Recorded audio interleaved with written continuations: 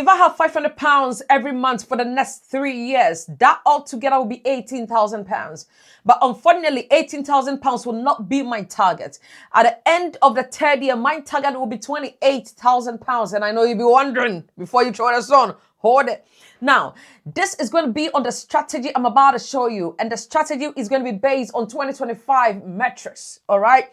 Where does the extra 10,000 come from? Growth. Well, once again, this is YAT Finance and welcome on board. As we always do, let me show you how the numbers look like.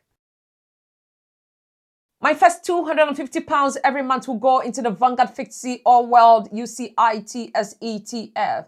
In 2025, this fund returned well around 22.56 up to 22.6% in return. Now, why did I choose this? I want my foundation to be well diversified. This cuts across growth and emerging markets. And so I'm happy to hold this, to hold me down, all right? But then this is how the numbers will look like. Considering in 2025, we had this fund returning 22.56, almost 22.6%. Then I want to believe that with my £250, I'll be multiplying that by 36 months and it will be giving me £9,000 in my personal contribution.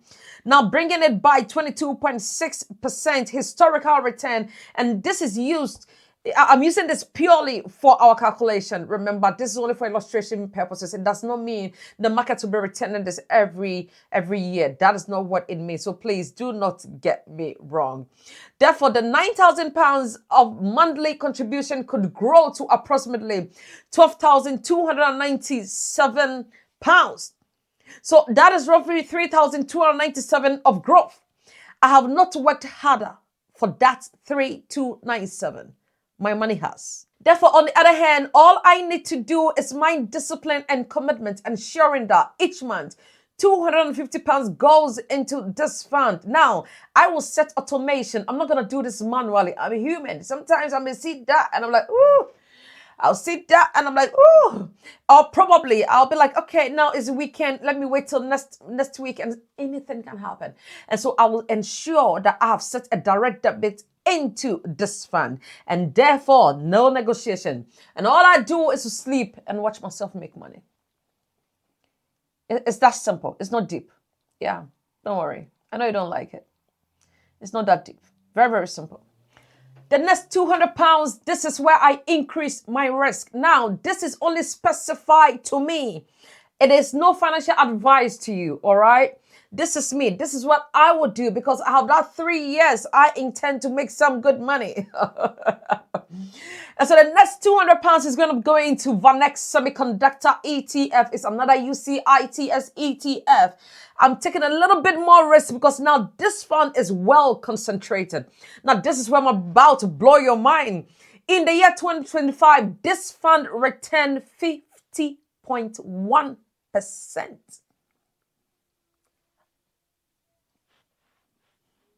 Have you consumed that? Did you grab? Did you catch that? This fund in 2025 returned 50.1%. Am I saying it's going to be on rotation or repetitive? No, that is the stock market. It could be something else. Already we are seeing how it is performing this year. It's not looking good. But in 2025, 50.1%. And so using that for illustration, that is where my £200 will be deposited. Therefore, if that 50.1% return repeated for 3 years, those monthly contributions could grow to approximately 13,838, and I only contributed 7,200. The illustrative growth is approximately 6,638. That is where the portfolio begins to move. But you see, there's a reason why I'm not putting the entire £500 into this fund, and I am moving a little bit here and a little bit here. Why? High risk, highly concentrated, and high rewards. And so it's a bit of that, but still, I'm going to keep £200 in there. For growth, I'll keep that money there. The remainder £50 is my advantage money. And there are two things I may do with this. Is either I keep the 50 in cash to take advantage of opportunities, or maybe invest the 50 into Palantir. Now, why Palantir? I know it's high risk, but then I love their AI position. in the year 2025, Palantir's revenue grew around 56%. And so I wouldn't go wrong with it. But this is the mindset I'm going to have with this 50%, with this £50 investment. I do not expect any return. All right. That is the mindset I'll be using into Palantir because I already have high holdings anyway. And so I do not expect any return. But should anything comes from there, then well, I may be hitting more than 28,000 as my target. Something will definitely come from there anyway.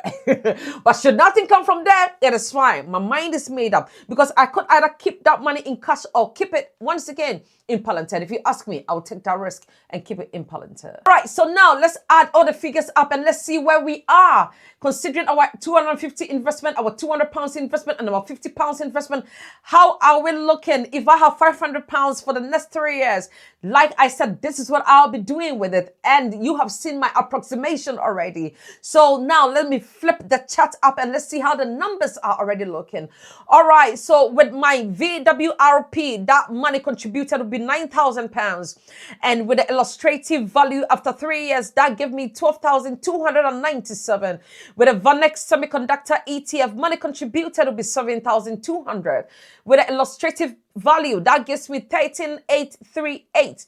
With Palantir, money contributed 1,800. For the calculation, I assume 1,800. Like I said, I don't expect a lot coming from there. So now let's add everything all together, and that gives me 27,935 approximately. Can you imagine if Palantir also give me a little bit of 50, 100, 200, 500 pounds somewhere for that 3 years? That would be a lot. But today, I call it 28,000 pounds. You realize money from my pocket is 18,000 pounds and money accrued on the market is in excess of 10,000 pounds. Is the 10,000 going to be promised for the next 3 years? I do not know, so I can't promise that. But in 2025, if you had done this and consecutively 3 years back, this is what you would have accrued. And so, yes, we can't control what takes place on the stock market. It could be more, it could be less, it could be wherever we go. It could be 50, it could be 20, however it does. But what I'm trying to say is I wouldn't move it into a savings account. I wouldn't move it into a high yield savings account. I wouldn't move it into a cash ISA. I'd rather invest that money because definitely we can even have a bit of crisis in the first, second year, but usually a recovery may take place along somewhere. Now, what am I trying to put out here? You see, when it comes to investing, your commitment, your discipline is what actually matters. That is what matters. If you get that part right, you're good to go. It doesn't even matter how much you want to start with. Just ensure you understand, you know what you are doing.